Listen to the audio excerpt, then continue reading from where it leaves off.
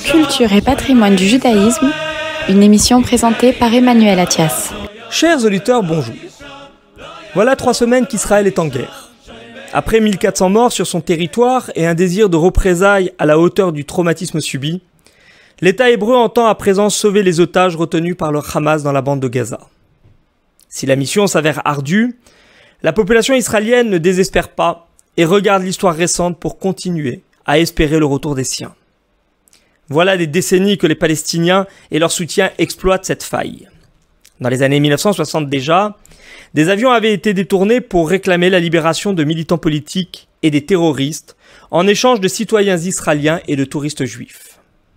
À chaque fois, l'opinion publique avait pu compter sur le soutien des rabbins soucieux de réaliser un des commandements bibliques parmi les plus importants qui soient, le Pidyon Shvuyim, également appelé le rachat des captifs.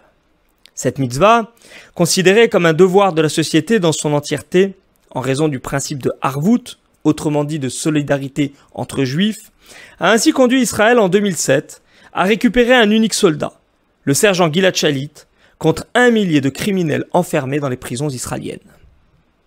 À l'heure où plus de 200 otages sont encore séquestrés par leurs ravisseurs, et où l'attaque de Gaza par Tsahal semble plus qu'imminente, beaucoup espèrent en Israël que leur sort n'est pas scellé.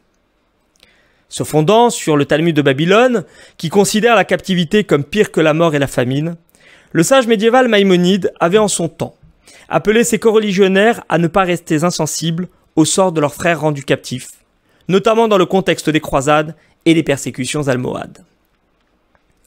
Dans son grand œuvre, le Mishneh Torah, le maître andalou les enjoignait ainsi de payer la rançon demandée, même si cela devait nécessiter un sacrifice communautaire.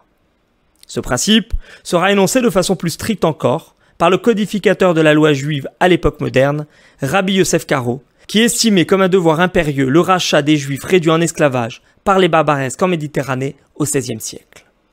A l'inverse, dans le monde occidental, ce commandement subit parfois quelques entorses, suivant un avis de la Mishnah déconseillant de répondre favorablement à une demande déraisonnable, à même de mettre en péril l'ensemble de la communauté. Les sages de l'Antiquité n'en demandèrent pas moins de sauver en priorité la vie d'un érudit en Torah, d'une femme ou d'un prisonnier en danger de mort. Le premier, en raison de son statut.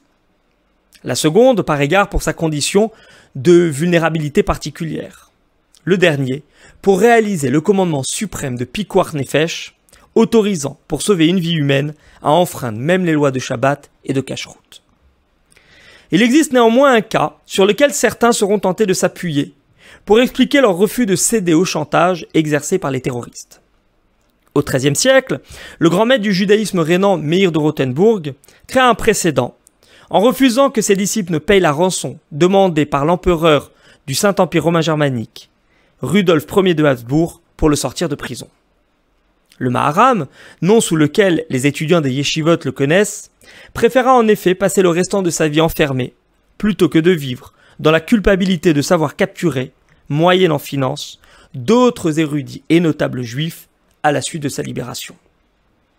En son temps, le premier ministre d'Israël, Golda Meir, avait refusé d'entrer dans le jeu des terroristes et avait systématiquement dédaigné de négocier avec les Palestiniens, responsables dans les années 60 et 70 de multiples prises d'otages en Europe, au rang desquelles celle des athlètes israéliens au JO de Munich, dont on se souvient de l'issue tragique en octobre 1972.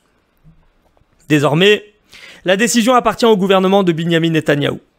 Si plusieurs otages binationaux ont déjà pu être libérés grâce à une médiation internationale, notamment américaine, le sort des autres reste plus incertain. Les jours à venir seront déterminants. Ne reste plus qu'à prier pour la libération de l'ensemble des autres otages. Pour retrouver cette chronique et consulter les sources en ayant permis l'écriture, je vous invite à consulter ma chaîne YouTube Patrimoine et culture du judaïsme.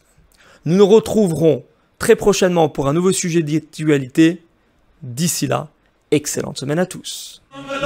Culture et patrimoine du judaïsme, une émission présentée par Emmanuel Attias.